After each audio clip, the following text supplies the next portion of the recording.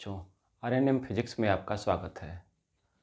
आज हम लोग सीखने जा रहे हैं कि फ्री स्पेस में हम लोग मैक्सवेल इक्वेशंस कैसे लिखेंगे और डाइलेक्ट्रिक मीडियम में मैक्सवेल इक्वेशंस को कैसे लिखा जाएगा। कौन सा फॉर्म? Differential form. क्योंकि हम लोगों ने दो फॉर्म पढ़ रखा है, एक differential form of Maxwell equations और एक integral form of Maxwell equations. तो आइए शुरू करते हैं हम लोग differential form of Maxwell equations in free space. तो हेडिंग हमारा है मैक्सवेल्स इक्वेशंस इन फ्री स्पेस। कैसे हम मैक्सवेल इक्वेशंस को फ्री स्पेस में लिखेंगे? तो फ्री स्पेस क्या है? It is charge free space.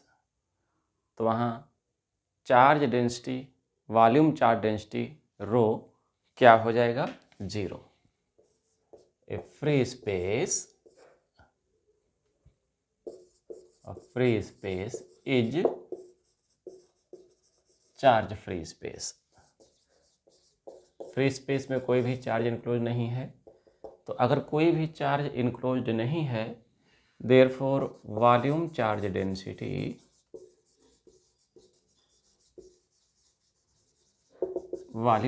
Density या चार्ज पर यूनिट वॉल्यूम, जो भी हम कह लें, इसको हम वॉल्यूम चार्ज डेंसिटी भी बोलते हैं और साथ ही साथ इसको हम चार्ज पर यूनिट वॉल्यूम भी बोलते हैं। It is 0। तो अगर वॉल्यूम चार्ज डेंसिटी 0 है, रो 0 है, तो चार्ज नहीं है तो करंट भी तो नहीं फ्लो होगी। तो आपकी कंडक्टिविटी कह सकते हैं, कंडक्टिविटी भी 0 होगी या करंट डेंसिटी 0 होगी, क्योंकि कंडक्टिविटी नहीं मतलब करंट कंडक्शन की पॉसिबिलिटी नहीं, और करंट कंडक्शन की पॉसिबिलिटी नहीं तो करंट डेंसिटी नहीं। बिकॉज आपने पढ़ा फार्मूला J=σI। अगर कंडक्टिविटी नहीं है तो करंट डेंसिटी भी नहीं होगी। Therefore current density J it is also 0। और क्या है? और इलेक्ट्रिक फील्ड और डिस्प्लेसमेंट वेक्टर में क्या रिलेशन हो जाता है? D=ε0E। वैसे तो आप क्या लिखते हो? D=ε0E या ε0E + P। तो P तो यहाँ होगा नहीं। पोलराइजेशन वेक्टर कहाँ होता है? डाइलेक्ट्रिक मीडियम में। तो यहाँ क्या हो जाएगा? D=ε0E। B=μ0H। वैसे तो μ0H + m होता है, लेकिन फ्री स्पेस में क्या होगा? μ0H। तो एंड डिस्प्लेसमेंट वेक्टर D क्या हुआ? ε0E। अब डिस्प्लेसमेंट वेक्टर क्या है ये मैंने पहले ही पढ़ा दिया है, तो आप उस लेक्चर में जाके इसको व्यू कर सकते हैं। और मैग्नेटिक इंडक्शन B क्या हो गया? It is μ0H। तो इन सर्कमस्टांसेज में, इन कंडीशंस में आपके मैक्सवेल इक्वेशंस क्या हो जाएंगे, हम उसको 1 बाय 1 करके देखते हैं। तो पहले फर्स्ट इक्वेशन लिखते हैं। क्या? Maxwell's first equation is. अब अगर लार्ज बोर्ड होता तो हमारा काम एक बोर्ड में हो जाता, दोनों टॉपिक के लिए हम चेंज कर देते, लेकिन हमारी मजबूरी है तो हम लोग ठीक है ऐसे ही कर लेंगे, कोई दिक्कत नहीं। तो मैक्सवेल्स फर्स्ट इक्वेशन क्या है? आपको याद होगा, इट इज डाइवर्जेंस D = रो। ये आपके मैक्सवेल का फर्स्ट इक्वेशन है। तो अब फ्री स्पेस में क्या हो जाएगा? यहाँ 0 हो जाएगा और यहाँ D की जगह पे ε0E हो जाएगा। In free space it becomes, free space में क्या हो गया? ये D की जगह पे ε0E, रो की जगह पे 0। इट इज डाइवर्जेंस, जहाँ D था वहाँ ε0E रख दिया और जहाँ रो है वहाँ 0 कर दिया। तो ε0 तो बाहर आ जाएगा क्योंकि ये कांस्टेंट है, तो इसको हमने आउटसाइड ले लिया। ε0 divergence E = 0 since epsilon naught is constant. Epsilon naught क्या है? कांस्टेंट है। अच्छा, अब दो चीज़ों का मल्टीप्लिकेशन 0 है, जिसमें से एक एप्सिलॉन नॉट है, एक डाइवर्जेंस ई है। या तो ये 0 होगा या डाइवर्जेंस ई 0 होगा। तो एप्सिलॉन नॉट तो कांस्टेंट है, ये 0 नहीं होगा, इसकी वैल्यू होती है 8.85 10⁻12। तो 0 क्या होगा? Divergence E. So this implies divergence E equal to 0. So this is Maxwell's first equation in free space. This is Maxwell's first equation in free space. ये है फ्री स्पेस में मैक्सवेल का प्रथम इक्वेशन, फर्स्ट इक्वेशन। अब first के बाद हम आते हैं सेकंड पे। ओके, कैसे? इसी स्टाइल में। क्या है स्टाइल? कि पहले मैक्सवेल इक्वेशन लिखें, फिर उसमें कंडीशन लगा दें, ये फ्री स्पेस वाला। तो now we right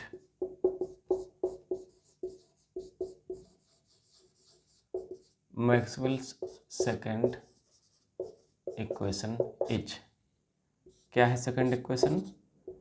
divergence B equal to 0। ठीक, ये इक्वेशन 1 था, तो ये इक्वेशन 2 हो जाएगा आपका।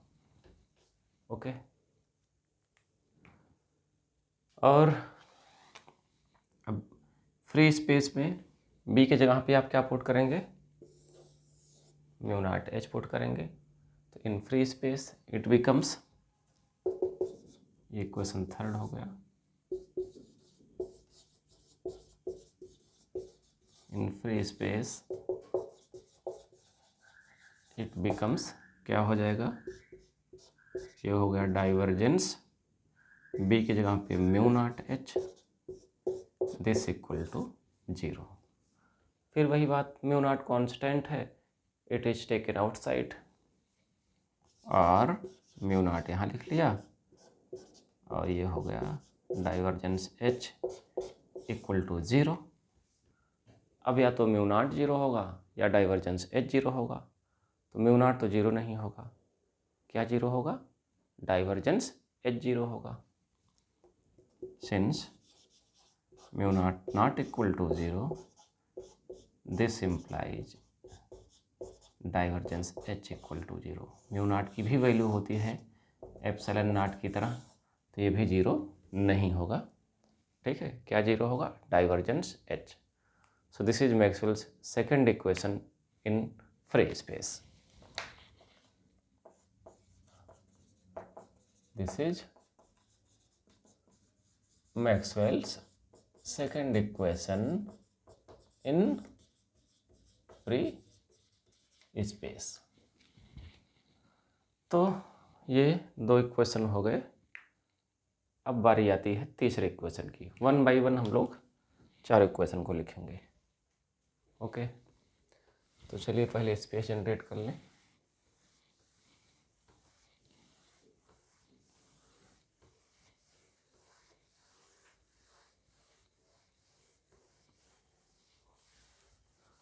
अब हम लोग मैक्सवेल थर्ड इक्वेशन लिखेंगे और उसमें कंडीशन अप्लाई करेंगे। तो मैक्सवेल्स थर्ड इक्वेशन लिखते हैं। चलिए ठीक है, Maxwell's third equation is, Maxwell's third equation is, क्या है third equation? It is curl E equal to minus del B by del t.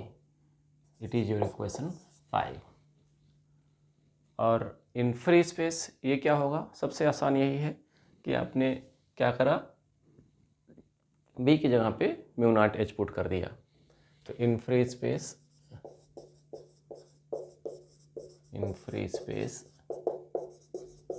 It becomes, क्या होगा? It is curl E equal to minus del by del t, और B की जगह पे आपने क्या पुट कर दिया, म्यू नॉट एच। अब म्यू नॉट तो कांस्टेंट है, ये डिफ्रेंशिएट तो होगा नहीं, ये बाहर आ जाएगा। तो क्या हो गया ये, curl E equal to minus mu naught बाहर हो गया, it is del H by del t. तो ये है मैक्सवेल का थर्ड इक्वेशन, कहाँ पर, फ्री स्पेस में। This is Maxwell's third equation in free space. Okay, और अब लास्ट बॉल, फोर्थ इक्वेशन। तो इसको भी लिखा जाए, इसे भी कंडीशन अप्लाई कर दिया जाए, सीधे उसी परंपरा में, सब एक ही पंथ संप्रदाय के हैं। तो मैक्सवेल्स फोर्थ इक्वेशन इज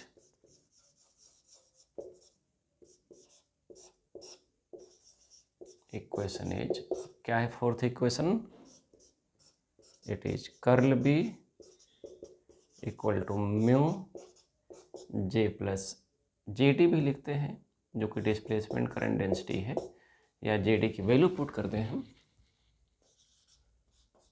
क्या होती है, curl B equal to mu J plus J D क्या है, it is displacement current density which is del D by del t. क्या है डिस्प्लेसमेंट करंट डेंसिटी, ये आपको पढ़ाया जा चुका है, जे डी होता है del D by del t. So it is your equation 7। और फ्री स्पेस में क्या हो जाएगा, अभी मैंने यहाँ लिखा हुआ था, म्यू नॉट से रिप्लेस होगा, बी की जगह पे म्यू नॉट एच, और डी की जगह पे एप्सिलॉन नॉट ई, इतना हो जाएगा। तो इतना कर दें, सारे चेंजेस कर दें हम लोग। जो बी है वहाँ पर म्यू नॉट एच, जे करंट डेंसिटी 0, और डी की जगह पे एप्सिलॉन नॉट ई।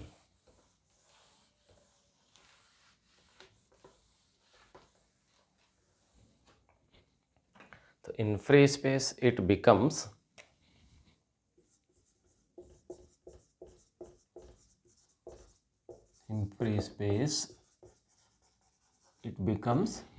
क्या हो जाएगा,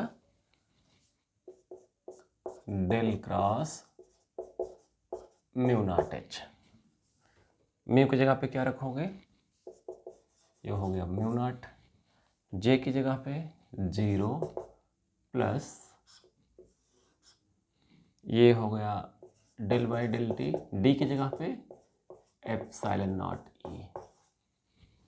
ओके, अब म्यू नॉट तो कर्ल में रहेगा नहीं, डिफरेंशिएट तो होगा नहीं, ये बाहर आएगा, तो म्यू नॉट हमने बाहर ले लिया, क्या हो गया, curl H, this is mu naught, epsilon not differentiate तो होगा नहीं, इसको भी बाहर ले लिया, ये क्या हो गया, del E by del t, ये दोनों कैंसिल हो गए। तो फाइनल इक्वेशन क्या बचा आपका, it is curl H equal to epsilon naught del E by del t. बस ये है Maxwell equation, Maxwell's fourth equation in free space. This is your Maxwell's fourth equation in free space. This is Maxwell's fourth equation in free space। यह है free space में Maxwell का fourth equation. Okay, तो इसी तरह से बिल्कुल हमको निकालना है मैक्सवेल इक्वेशंस, कहाँ पर, डाई इलेक्ट्रिक मीडियम में। डाइलेक्ट्रिक मीडियम क्या है, ऐसा मीडियम जिसमें करंट कंडक्शन फ्लो ना हो, जहाँ पर हम डाइलेक्ट्रिक्स का यूज़ करते हैं। और हमने बताया भी है आपको एक लेक्चर लेके कि डाइलेक्ट्रिक और इंसुलेटर में अंतर होता है, कि डाइलेक्ट्रिक को हम पोलराइज कर सकते हैं और इंसुलेटर को हम पोलराइज नहीं कर सकते हैं। ओके, तो अब है आपका Maxwell equations in dielectric medium, उसको भी देख लिया जाता है साथ ही साथ। क्योंकि बिल्कुल इसी तरीके से है और ईजिली हो जाएगा। Maxwell equations in dielectric medium, उसे मैं डिटेल में नहीं लिखने जा रहा हूँ, बस ऐसे ही हम बता देंगे उसको, कंडीशंस बता दे। डाइलेक्ट्रिक मीडियम में भी क्या होगा, करंट कंडक्शन पॉसिबल नहीं है। In dielectric medium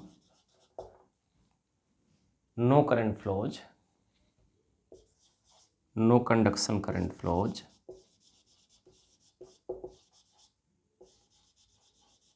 no conduction current flows, therefore J क्या होगा, ये जीरो हो जाएगा। क्यों? क्योंकि कंडक्टिविटी सिग्मा जीरो है और जे क्या होता है, सिग्मा ई होता है, तो करंट डेंसिटी जे जीरो होगा। अगली बात है कि डाइलेक्ट्रिक मीडियम में आपका जो फ्री चार्ज है, रो है, क्यू है, ये फ्री चार्ज जीरो होता है। वहाँ पर क्या पाया जाता है, पोलराइजेशन चार्ज पाया जाता है। तो अगर फ्री चार्ज जीरो है तो रो भी क्या हो जाएगा, जीरो हो जाएगा, उसकी डेंसिटी भी जीरो होगी। क्योंकि अगर फ्री चार्ज क्यू ही नहीं है तो पर यूनिट वॉल्यूम चार्ज रो कहाँ से आ जाएगा। रो क्या होता है, it is free charge density. Density means per unit volume कितना फ्री चार्ज है, यही आपका रो है। तो अगर फ्री चार्ज ही नहीं है तो रो की कोई संभावना नहीं बचती है। तो क्या बताएंगे, and volume charge density rho, ये भी जीरो हो गया। फ्री स्पेस में D equal to epsilon naught E था, यहाँ एप्सिलॉन नॉट नहीं रहता है। डाइलेक्ट्रिक की परमिटिविटी एप्सिलॉन होती है और परमिएबिलिटी म्यू नॉट की जगह पर म्यू होती है। म्यू नॉट फ्री स्पेस का होता है। तो हियर D जो है displacement vector, it is epsilon E और B होता है ये म्यू एच। तो बिल्कुल उसी स्टाइल में हम लिख लें, बस हम बताते जाएं। आपको एक बार तो लिखवा चुके हैं फ्री स्पेस में। Maxwell's first equation, Maxwell's first equation क्या है, सीधे सीधे ये है divergence D equal to rho. In dielectric medium it becomes,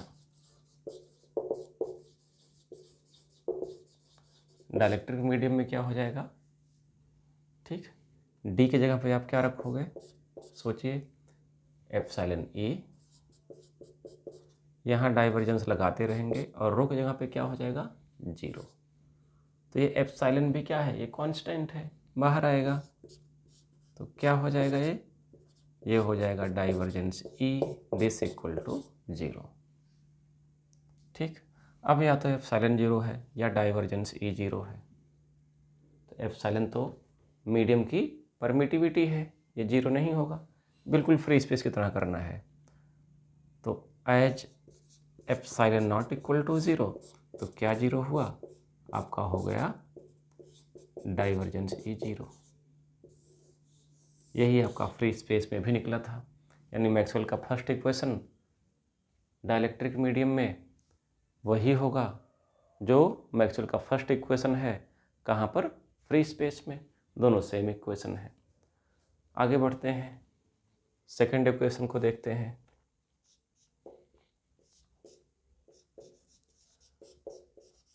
Maxwell's second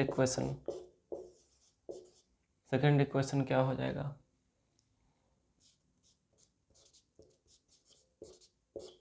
divergence भी equal to zero, in dielectric medium it becomes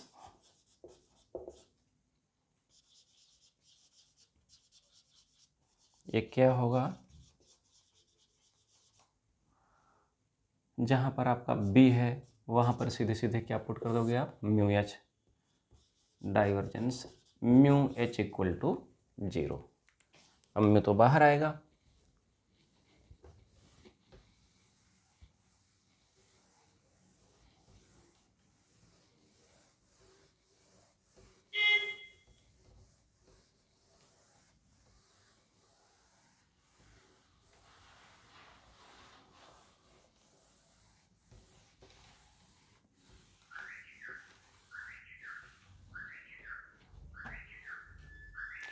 mu बाहर आ गया आपका, ये क्या हो गया, डाइवर्जेंस एच इक्वल टू 0। अब या तो म्यू 0 है या डाइवर्जेंस एच 0 है, तो म्यू तो 0 नहीं है because it is permeability of medium. तो क्या लिखोगे, this implies divergence H equal to 0। और यही है मैक्सवेल का second equation in dielectric medium. So let it be your equation 9, this is your equation 10। अगला चलते हैं मैक्सवेल्स थर्ड इक्वेशन पे। मैक्सवेल्स थर्ड इक्वेशन जो कि है curl E equal to minus del B by del t in dielectric medium, it becomes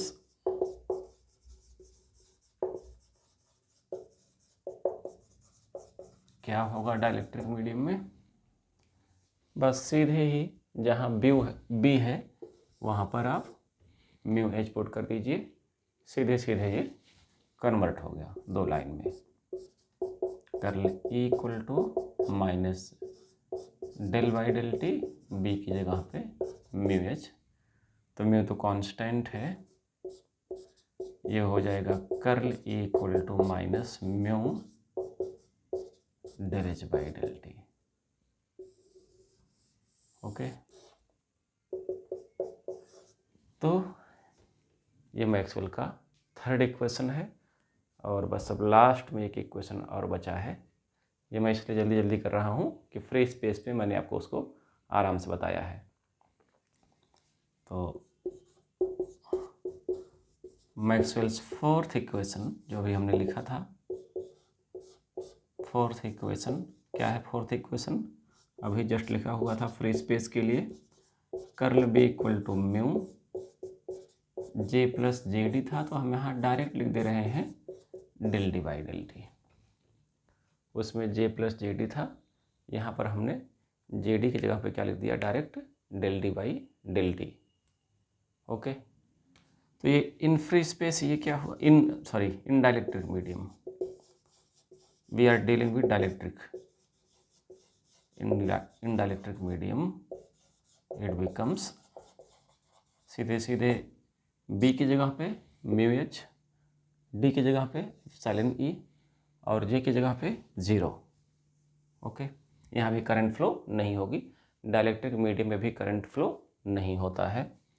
so you have curl B की जगह पे म्यू एच, म्यू यहाँ भी है, जे की जगह पे 0 del by del t, D की जगह पे एप्सिलॉन ई। तो म्यू तो बाहर आ गया, mu curl H this equal to mu epsilon बाहर del E by del t, mu और म्यू कैंसिल, तो मिला क्या आपको मिला curl H equal to epsilon del E by del t. तो ये हो गया मैक्सवेल का fourth equation in dielectric medium. These equations कौन कौन से, 9, 10, 11 and 12 are Maxwell equations in dielectric medium. तो ये रहे आपके आज के फ्री स्पेस में और डाइलेक्ट्रिक मीडियम में मैक्सवेल के इक्वेशंस। अब आगे हम लोग इन्हीं मैक्सवेल इक्वेशन से इलेक्ट्रोमैग्नेटिक वेव इक्वेशन भी डिज़ाइन करेंगे। वो नेक्स्ट लेक्चर में करेंगे। Okay, all the best.